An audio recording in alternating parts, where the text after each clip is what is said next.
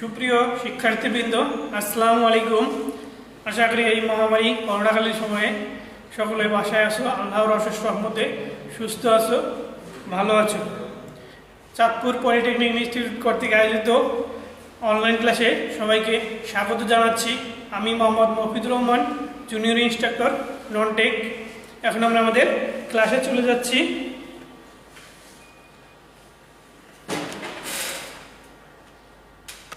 আমাদের আজকে সাবজেক্ট হচ্ছে chemistry, subject code 65913, section 1 physical and inorganic chemistry, lesson 5 corrosion and alloy, lecture number 13।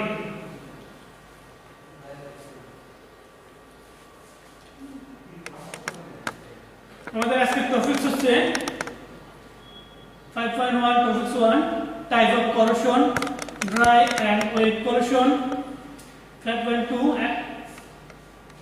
atmospheric corrosion, type of atmospheric corrosion and their mechanism, oxide flames, factors affecting atmospheric corrosion.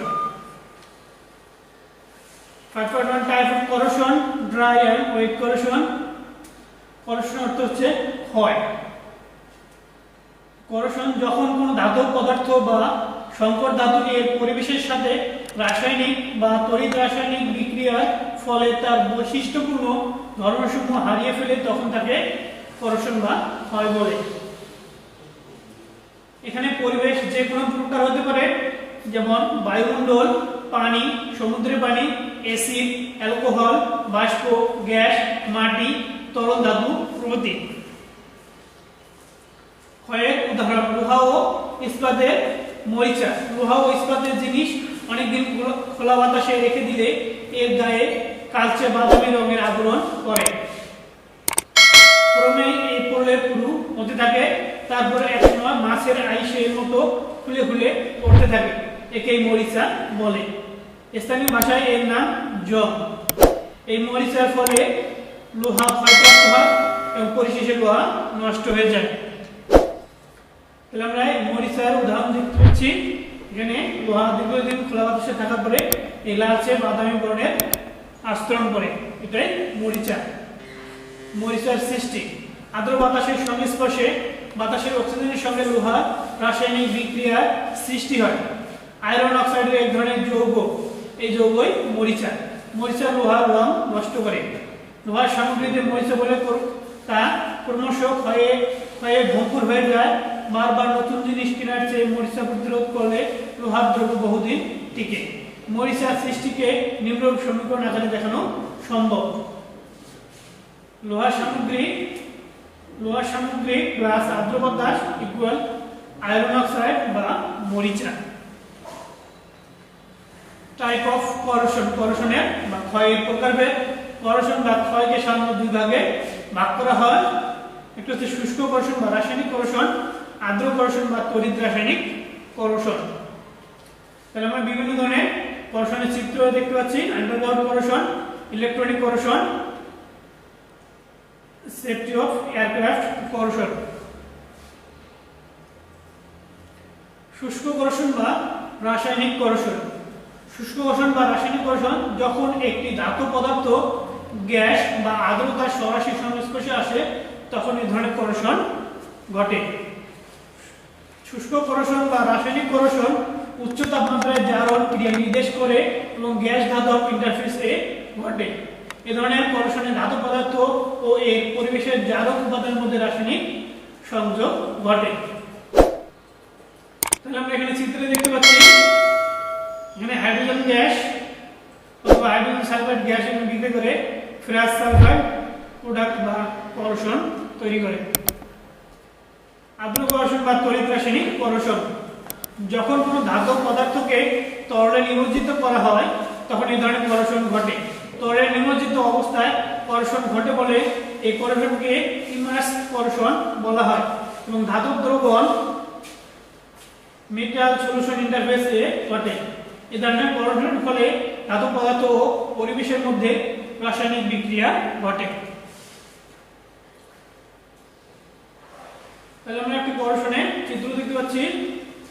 এখন আমাদের আলোচনা 5.2 বায়ুমণ্ডলীয় corrosion. বায়ুমণ্ডলীয় ঘর্ষণ প্রকারভেদ এবং ক্রিয়া কৌশল, অক্সাইড আবরণ ফ্যাক্টর সমূহ। বায়ুমণ্ডলীয় ঘর্ষণ। বায়ুমণ্ডলীয় ঘর্ষণ একটি ক্ষয়কারক ক্রিয়া যা বায়ুমণ্ডলীয় পরিবেশে একটি ধাতব পদার্থের পৃষ্ঠের উপর সংঘটিত হয়। বৃষ্টি, কুয়াশা এবং ঘনীভূত পদার্থের কারণে ধাতব পৃষ্ঠ আর্দ্র বা ভিজা থাকলে এটি সহজে ঘটে। আবার বায়ুমণ্ডলীয় ঘর্ষণ একটি জটিল প্রক্রিয়া, কারণ এই প্রক্রিয়ায় পরস্পরের উপর নির্ভরশীল এবং সর্বদা পরিবর্তিত হয়। বায়ুমণ্ডলীয় ঘর্ষণের প্রকারভেদ। বায়ুমণ্ডলীয় ঘর্ষণকে তিন ভাগে ভাগ করা যায়: শুষ্ক বায়ুমণ্ডলীয় ঘর্ষণ, আর্দ্র বায়ুমণ্ডলীয় ঘর্ষণ, স্যাঁতসেঁতে বায়ুমণ্ডলীয় ঘর্ষণ। বায়ুমণ্ডলীয় ঘর্ষণের ক্রিয়া কৌশল। বায়ুমণ্ডলীয় ঘর্ষণে দুটি গুরুত্বপূর্ণ বিক্রিয়া ঘটে। একটি হলো ধাতব গ্যাস জাতীয় বিক্রিয়া এবং অপরটি হলো ধাতব তরল জাতীয় বিক্রিয়া। ধাতব তরল জাতীয় বিক্রিয়ায় তরল খালি চোখে দৃশ্যমান হয় না এবং পানির উপস্থিতিতে শিশিরাঙ্ক এর অনেক নিচে বিক্রিয়াটি সংঘটিত হয়। অক্সাইড আবরণ গঠন এবং ভাঙনের যৌথ প্রভাবের ফলে বায়ুমণ্ডলীয় ঘর্ষণ ঘটে। অ্যানোড এবং ক্যাথোডে সংঘটিত বিক্রিয়ার সমতার মাধ্যমে বায়ুমণ্ডলীয় ঘর্ষণ অগ্রসর হয়। অ্যানোডীয় জারণ বিক্রিয়া হলো ধাতব পদার্থের দ্রবীভূতকরণ এবং ক্যাথোডীয় বিক্রিয়া হলো অক্সিজেন বিজারণ বিক্রিয়া।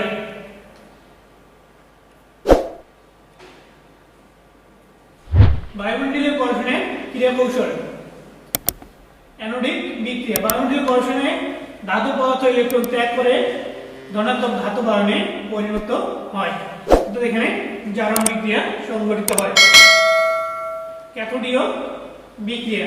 যদি ধাতব পৃষ্ঠ নিরপেক্ষ বা অম্লীয় হয় তখন নিম্নলিখিত বিক্রিয়া সংঘটিত হয়। হাইড্রোজেন আয়ন দুটো ইলেকট্রন গ্রহণ করে হাইড্রোজেন গ্যাসে পরিণত হয়। কিন্তু অধিকাংশ ধাতব পদার্থ এবং সংকর ধাতু বায়ুমণ্ডলীয় ঘর্ষণের ক্ষেত্রে বিক্রিয়াটি গ্রাহ্য করা হয় না, শুধুমাত্র অক্সিজেনের বিজারণ বিক্রিয়া ধরা হয়। বায়ুমণ্ডলীয় অক্সিজেনের বিজারণ বিক্রিয়া একটি গুরুত্বপূর্ণ বিক্রিয়া যাতে অক্সিজেন সমূহ পানির উপস্থিতিতে ইলেকট্রন গ্রহণ করে। প্রায় নিরপেক্ষ ইলেকট্রোলাইট দ্রবণে বায়ুমণ্ডলীয় ঘর্ষণের জন্য অক্সিজেনের বিজারণ বিক্রিয়া নিম্নে উল্লেখ করা হলো। তাহলে অক্সিজেন এই পানির উপস্থিতিতে ইলেকট্রন গ্রহণ করে হাইড্রোক্সাইড আয়ন উৎপন্ন করে এটা বিজারণ বিক্রিয়া সম্পন্ন হয়। কিন্তু উপরোক্ত বিক্রিয়াটি দুই ধাপে সম্পন্ন হয় যাতে হাইড্রোজেন পারঅক্সাইড ইন্টারমিডিয়েট দ্রব্য হিসেবে উৎপন্ন হয়। তাহলে আমরা বিক্রিয়ার সম্পূর্ণ বিক্রিয়াটা একটু দেখি। অক্সিজেন প্লাস পানি plus electron hydrogen peroxide plus hydroxide ion, hydrogen peroxide plus electron hydrogen peroxide hydroxyl ion. তাহলে আমরা যোগ করে পাই অক্সিজেন প্লাস পানি প্লাস ইলেকট্রন, তাহলে হাইড্রোক্সিল আয়ন। ঘর্ষণ উৎপাদনের সৃষ্টি। ইন্টারফেস ইলেকট্রোলাইটে ঘর্ষণ উৎপাদনের দ্রাব্যতা এবং নিষ্ক্রিয় আবরণ সৃষ্টি সম্পূর্ণ অ্যানোডিক ধাতব দ্রবীভূতকরণ বিক্রিয়ার হারকে প্রভাবিত করে এবং সাধারণ হারবিষ্ট বিক্রিয়াতে বিচ্যুতি ঘটায়। বায়ুমণ্ডলীয় অক্সাইড আবরণ ফ্যাক্টর সমূহ। বায়ুমণ্ডলে যেখানে বায়ুমণ্ডলে যেখানে আপেক্ষিক আর্দ্রতা ক্রিটিক্যাল আর্দ্রতার চেয়ে কম হয় সেখানে অদৃশ্য অক্সাইড আবরণ গঠিত হয়। সুতরাং ধাতব পদার্থসমূহ বাইরে ফেলে রাখলে তাদের পৃষ্ঠে এই ধরনের আবরণ তৈরি হয়। তাহলে ধাতু বা মেটাল প্লাস অক্সিজেন, তাহলে মেটাল অক্সাইড একটা ধাতব অক্সাইড গঠন করে। এই ধাতব অক্সাইড তৈরির বিক্রিয়াটি উভয়মুখী বিক্রিয়া এবং বিক্রিয়াটির গতি বায়ুমণ্ডলের চাপের উপর নির্ভরশীল। বায়ুমণ্ডলে অক্সিজেনের চাপ যত বেশি হবে বিক্রিয়াটি ডান দিকে তত অগ্রসর হবে। আবার বায়ুমণ্ডলীয় অক্সিজেনের নিম্ন চাপে বিক্রিয়াটি সংঘটিত হয়, যা সকল ধাতব পদার্থের ক্ষেত্রে একইরূপ হয় না। এটি বিভিন্ন ধাতব পদার্থের ক্ষেত্রে বিভিন্ন হয়। বায়ুমণ্ডলীয় ঘর্ষণের প্রভাব বিস্তারকারী ফ্যাক্টর সমূহ। আর্দ্রতা, ধাতব পদার্থের বৈশিষ্ট্যপূর্ণ ধর্ম, বায়ুমণ্ডলে ভাসমান কণাসমূহ, বায়ুমণ্ডলে উপস্থিত অপদ্রব্যসমূহ, ঘর্ষণ উৎপাদসমূহ, আর হচ্ছে ঘন কুয়াশা। এখন হচ্ছে আর্দ্রতা। 60% এর নিচে হলে ধাতব পদার্থ যেমন আয়রন এর উপর প্রাথমিক অক্সাইড আয়রন তৈরি হয়। আবার আর্দ্রতা বেড়ে 60% এর উপর হলে প্রাথমিক অক্সাইড আবরণ ভেঙে যায়, ফলে ধাতব পদার্থের বায়ুমণ্ডলীয় ঘর্ষণ ঘটে। 2 ধাতব পদার্থের বৈশিষ্ট্যপূর্ণ ধর্ম। ধাতব পদার্থের বৈশিষ্ট্যপূর্ণ ধর্ম এর উপর বায়ুমণ্ডলীয় ঘর্ষণ নির্ভর করে। যদি অক্সাইড আবরণের উচ্চ সংরক্ষণমূলক ক্ষমতা থাকে তাহলে ধাতব পদার্থ এর ঘর্ষণ ঘটে না, কিন্তু যদি অক্সাইড আবরণে ফাটল বৃদ্ধি পায় অর্থাৎ ধাতব পৃষ্ঠে তড়িৎ রাসায়নিক কোষ ডেভেলপ হয় তাহলে ঘর্ষণ ঘটে। 3 বায়ুমণ্ডলে ভাসমান কণাসমূহ। বায়ুমণ্ডলে উপস্থিত ভাসমান কণাসমূহ বায়ুমণ্ডলীয় ঘর্ষণকে প্রভাবিত করে, যেমন বিচ্যুত হয়ে এবং খনিজ লবণ যেমন অ্যামোনিয়াম সালফেট ও সোডিয়াম ক্লোরাইড। বায়ুমণ্ডলে উপস্থিত অপদ্রব্যসমূহ।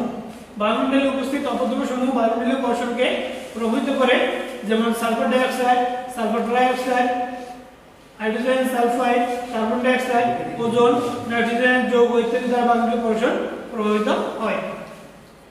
ঘর্ষণ উৎপাদসমূহ। ঘর্ষণ উৎপাদসমূহ এর প্রকৃতি বায়ুমণ্ডলীয় ঘর্ষণকে প্রভাবিত করে। Aluminium, nickel, copper, stainless steel ইত্যাদি ধাতু পদার্থ আয়রনের তুলনায় বায়ুমণ্ডলীয় ঘর্ষণকে ভালো রেসিস্ট্যান্স প্রদর্শন করে। ঘন কুয়াশা। ঘন কুয়াশা বায়ুমণ্ডলীয় ঘর্ষণকে প্রভাবিত করে। আপেক্ষিক আর্দ্রতা বেড়ে গেলে ঘন কুয়াশা সৃষ্টি হয়। সাধারণত বায়ুমণ্ডলে সালফার ডাই অক্সাইডের উপস্থিতি ঘন কুয়াশা সৃষ্টি করে। সালফার ডাই অক্সাইডের মাধ্যমে ধাতু পৃষ্ঠের উপর সালফার ট্রাই অক্সাইডের আবরণ গঠিত হয় এবং পানি অথবা ময়েশ্চারের সাথে বিক্রিয়া করে সালফারিক অ্যাসিড গঠন করে, যা বেসিক ধাতব সালফেটে পরিণত হয়, যা ধাতব পদার্থের ঘর্ষণ ঘটে।